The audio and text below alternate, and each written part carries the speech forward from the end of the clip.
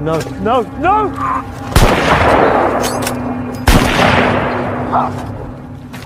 Oh God! Oh God! No. Stop the bleeding. Stop! Stop it! Stop it!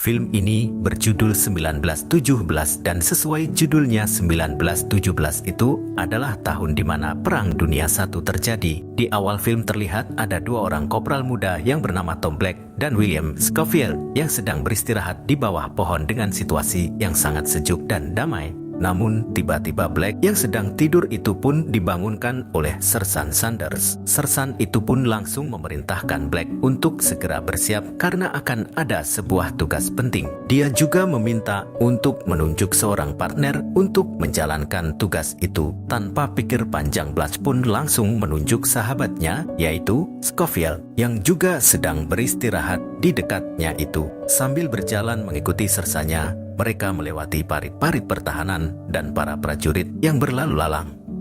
Mereka nggak tahu tugas apa yang sedang menanti mereka di sana. Lalu sesampainya mereka di markas, mereka dihadapkan dengan Jenderal Erinmore. Di ruangan itu Jenderal Erinmore langsung bertanya mana di antara mereka yang bernama Black. Black pun langsung maju dan rupanya Black itu dipilih untuk menjalankan misi khusus ini karena dikenal pintar membaca peta. Di tengah percakapan itu, sang jenderal juga menyinggung nama Joseph Black, yaitu seorang letnan di batalion kedua yang juga saudara kandung dari Tom Black. Jenderal itu mengatakan bahwa nyawa kakaknya itu akan terancam jika misi ini gagal.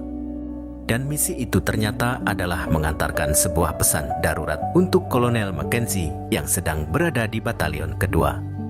Isi pesan itu mengatakan bahwa mereka harus segera menghentikan serangan yang sudah dijadwalkan besok dan harus segera mundur. Karena kalau tidak dihentikan maka akan membahayakan nyawa 1.600 tentara di batalion kedua itu termasuk nyawa saudaranya Black. Alasannya adalah karena saat Inggris melakukan pengintaian di udara beberapa waktu yang lalu memang terlihat bahwa tentara Jerman telah mundur dari wilayah barat Prancis. Tapi ternyata mundurnya tentara Jerman itu karena diam-diam berpindah ke posisi baru di mana mereka akan menunggu para pasukan Inggris itu muncul dan lalu akan menghujaninya dengan artileri mereka. Saluran telekomunikasi telegram Inggris pun juga sudah dirusak oleh pihak Jerman itu, jadi nggak ada banyak cara untuk menyampaikan informasi ini, dan maka dari itu mereka berdua ditugaskan untuk menemui Kolonel Mackenzie hanya untuk mengantarkan langsung pesan pembatalan serangan tersebut. Nah, setelah menerima tugas itu, mereka berdua pun lalu dibekali dengan beberapa perlengkapan seadanya karena waktunya sudah sangat mepet, yaitu harus sampai sebelum esok hari. Akhirnya mereka keluar dari ruangan itu dan langsung bergegas untuk menemui Letnan Leslie yang ada di garis depan untuk mendapatkan izin meninggalkan tempat. Singkat cerita, mereka akhirnya bertemu dengan Letnan Leslie dan mereka mendapat izin untuk berangkat. Lalu Letnan Leslie yang mendengar tugas yang akan mereka jalani itu pun merasa kasihan pada mereka berdua karena tugas yang mereka terima itu adalah tugas mustahil dan butuh banyak keberuntungan. Sang letnan itu pun hanya bisa memberikan doa kepada mereka berdua sebelum berangkat sambil mencipratkan air minuman alkohol ke tubuh mereka. Seakan-akan itu adalah air suci untuk memberikan mereka berkat sepanjang perjalanan. Tak lupa mereka juga diberi pistol suar dan diminta untuk nanti menembakkannya jika kawasan Jerman benar-benar telah aman. Setelah itu perjalanan pun dimulai. Dari awal saat mereka merangkak menaiki parit langsung ada mayat kuda yang dikerubungi lalat. Nggak ada apa-apa di sana kecuali mayat-mayat dan pagar kawat berduri. Mereka terus berjalan dengan waspada, namun saat Scofield menahan kawat untuk membuka jalan agar Black bisa lewat, kawat itu pun juga mereka harus terus berjalan melewati lubang dan daerah gersang yang penuh dengan bangkai-bangkai busuk. Daerah yang mereka lalu ini cukup menggambarkan pada kita bahwa inilah hasil dari peperangan.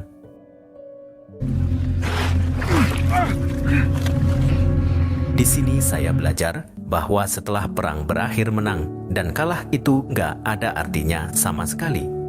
Walaupun menang perang pun, tapi tetap saja akan mengerikan banget kayak gini. Mungkin sekarang banyak dari kita yang merasa seru melihat negara-negara yang sedang berperang kayak Rusia sama Ukraina, Cina, Amerika, dan lain sebagainya. Sekilas mata kita melihat perang adalah hal yang seru, sampai ke parit pertahanan Jerman di sana mereka tetap berhati-hati walau tak tampak satupun orang di sana. Mereka akhirnya masuk ke sebuah bunker gelap untuk memeriksa tempat itu dan memastikan bahwa Jerman benar-benar telah pergi meninggalkan tempat itu. Scofield menemukan kabel jebakan ranjau di sana. Seharusnya mereka aman karena nggak menyentuh kabel itu, tapi tiba-tiba ada seekor tikus yang lari dan lalu.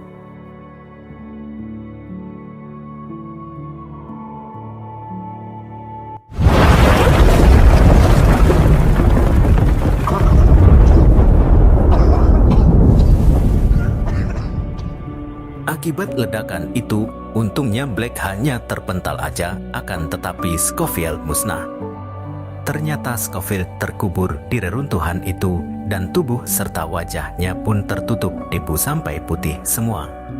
Lalu karena merasa bahwa tempat itu akan segera runtuh, Black pun langsung menuntun Scofield keluar dan memintanya agar terus memegangnya.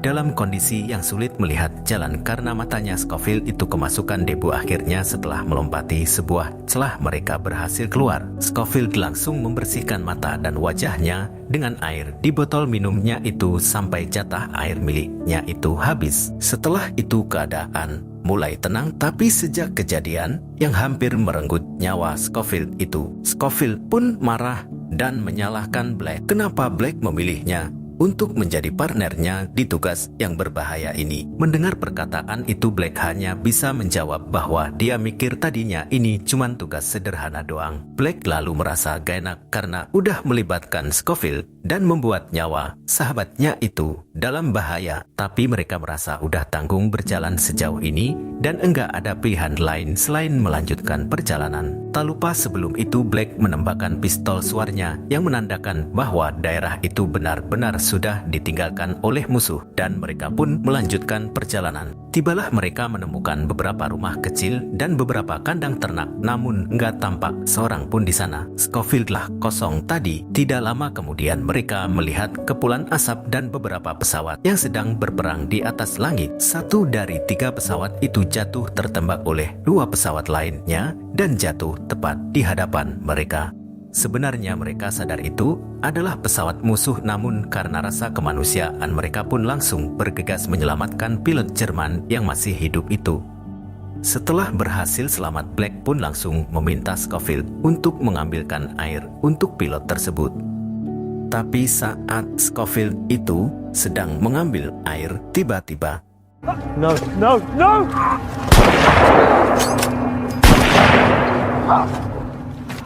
Oh God! Oh God! No. Stop the bleeding. Stop! Stop it! Stop it!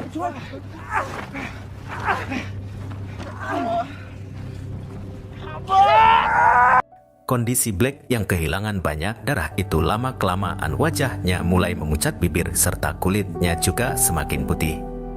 Dan saat sekarat itu Black mengatakan permintaan terakhirnya pada Scofield agar Scofield masih tetap mau untuk melanjutkan misinya itu dan menyelamatkan kakaknya yang ada di batalion kedua. Sampaikan juga salam kepada ibunya bahwa dia adalah anak yang pemberani. Scofield dengan hati yang sangat perih itu pun berusaha mengiyakan semua perkataan Black. Hingga akhirnya Black pun meninggal di atas kedua tangan Scofield. Scofield lalu mengambil tag, cincin dan surat dari tubuh sahabatnya itu. Tiba-tiba tampak beberapa unit prajurit Britania Raya yang lewat dan kebetulan memberikan tumpangan untuk Scofield. Singkat cerita, Scofield pun akhirnya masuk ke rombongan tersebut, ikut naik ke dalam truk dan terus menahan kesedihannya itu. Kejadian tadi bagi Scofield benar-benar terasa sangat cepat. Sahabatnya yang selalu bersamanya selama di militer dan menjadi temannya berbagi cerita itu tiba-tiba meninggal di depan kedua matanya hanya dalam hitungan menit. Yang ada di pikirannya saat ini hanyalah janjinya kepada sahabatnya itu untuk menyampaikan surat tersebut. di perjalanan truk prajurit tersebut masuk ke lubang dan membuat mereka terhenti. Scofield lalu meminta semuanya untuk turun dan membantunya untuk mendorong truk itu. Di sini benar-benar kelihatan betapa seriusnya Scofield untuk menyelesaikan misi ini, betapa bulat tekadnya untuk menepati janjinya itu. Jadi seharusnya sebuah truk yang masuk lubang bukanlah sebuah halangan baginya. Sampai akhirnya mobil pun berhasil keluar dari lubang itu dan kembali berjalan. Tapi tantangan pun kembali muncul di depan, di mana jembatan yang biasanya digunakan untuk jalur truk itu hancur, yang artinya truk itu harus memutar dan melewati jalur yang lebih jauh lagi. Tapi karena waktunya sangat mepet, yaitu surat itu harus sampai sebelum matahari terbit, maka Scofield pun memilih untuk berjalan kaki sendirian. Dan saat berjalan melewati sungai di reruntuhan jembatan tersebut, tiba-tiba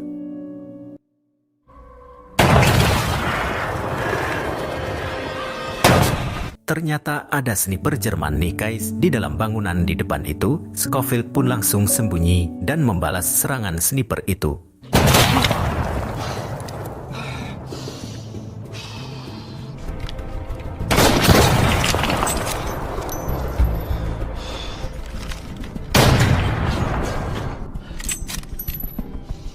Akhirnya ia berhasil mengenai penembak jitu itu.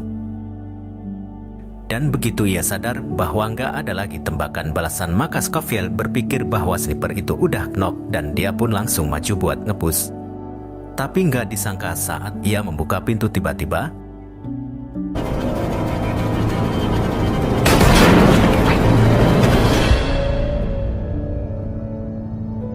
untungnya Scofield masih selamat dan hanya pingsan akibat benturan di kepalanya. Dan saat Scofield sadar, dia pun kaget karena ternyata hari sudah malam. Dia pun langsung bergegas pergi untuk melanjutkan misi karena surat itu harus sampai sebelum matahari terbit. Di perjalanan itu ia melihat langit malam yang terus-menerus terang benderang karena pistol suar yang terus ditembaki pihak Jerman untuk melacak keberadaan musuh. Dan saat berjalan itu tiba-tiba Scofield berpapasan dengan prajurit Jerman yang langsung mengejar dan menembakinya. Saat kabur itu tanpa sengaja ia menemukan tempat persembunyian yang cukup aman, yang ternyata di sana juga ada seseorang di dalamnya.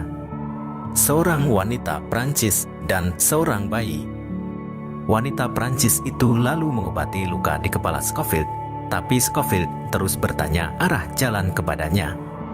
Karena berbeda bahasa, yaitu Scofield nggak bisa bahasa Prancis dan perempuan itu nggak bisa bahasa Inggris, maka mereka berdua pun kesulitan berkomunikasi.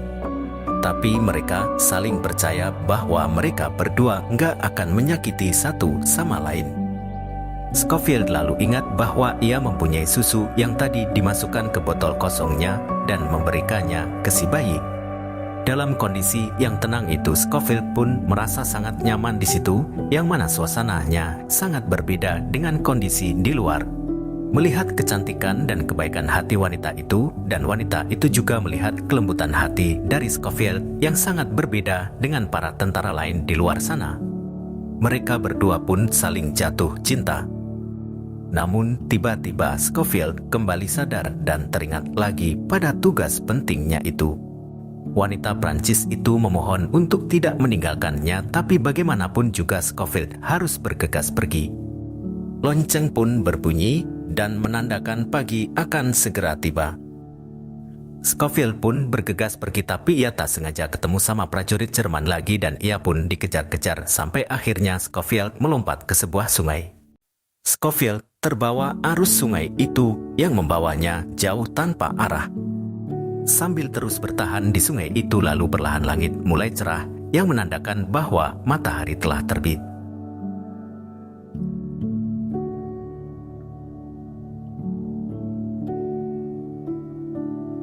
Scofield akhirnya sampai ke tepi sungai dan di sana ia menangis karena merasakan betapa perihnya perjalanannya selama ini. Tapi akhirnya tanpa sengaja ia bertemu dengan pasukan Britania lainnya.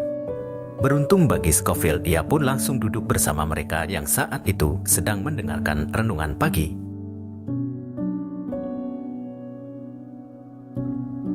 Lalu setelah itu para prajurit di sekitarnya itu pun bangun, namun karena kelelahan dan merenungi apa yang dialaminya selama perjalanan itu, Scofield tetap duduk bersender di bawah pohon hingga ia ditegur beberapa prajurit di sana. Scofield lalu menjelaskan kenapa ia berada di sana dan apa misinya. Dan betapa terkejutnya dia saat sadar bahwa ia ternyata sudah berada di kumpulan pasukan batalion kedua yang selama ini dia tuju. Ternyata masih ada kesempatan karena serangan batalion yang kedua pagi itu terdiri dari 2 gelombang. Dan gelombang kedua pasukan ini belum mulai menyerang, artinya ia masih sempat memberikan surat pembatalan serangan itu. Scofield pun lalu langsung berlari menuju tempat Kolonel Mackenzie berada, tapi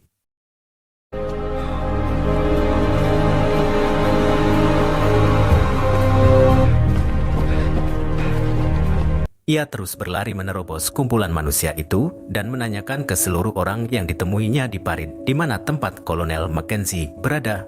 Mackenzie ternyata berada di barisan pertama yang masih sejauh 300 yard darinya, dan karena sadar bahwa parit yang dilaluinya penuh dengan prajurit yang menghambat perjalanannya itu, Scofield akhirnya berpikir untuk mengambil jalan lain, yaitu naik ke atas dan melewati medan peperangan dan lalu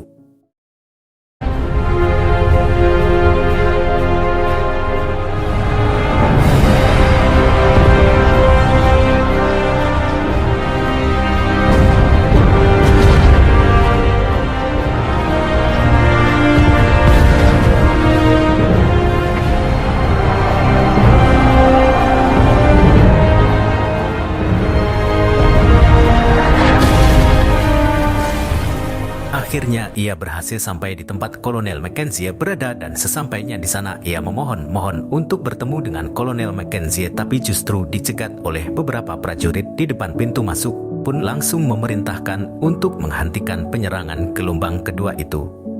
Pada momen ini, Scofield merasa benar-benar telah kosong karena telah berhasil menyelesaikan misinya. Gak ada kebahagiaan dan gak ada kesedihan. Mata, pikiran, dan hati Scofield saat itu benar-benar terlihat sangat kosong.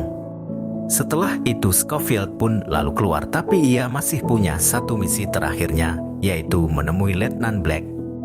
Setelah bertanya ke sana kemari, Scofield akhirnya bertemu dengan Letnan Black itu. Di momen ini, Scofield hanya bisa berkata bahwa ia berasal dari Batalion 8. Dan ia ditugaskan menjalankan misi mengantarkan sebuah surat berdua bersama dengan adiknya, yaitu Tom Black.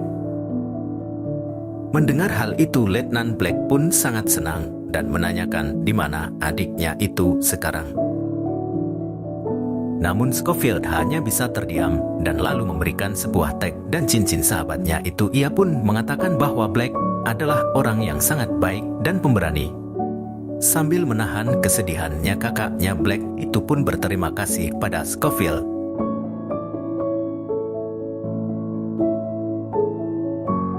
Scofield lalu berjalan perlahan mendekati sebuah pohon. Ia pun duduk bersandar di sana merasa sangat lelah dan lega karena menyelesaikan semua misi yang diberikan kepadanya. Persis seperti adegan pertama di awal film di mana mereka berdua sedang duduk di bawah pohon. Namun kali ini hanya tinggal Scofield sendirian di bawah pohon itu, dan film pun berakhir.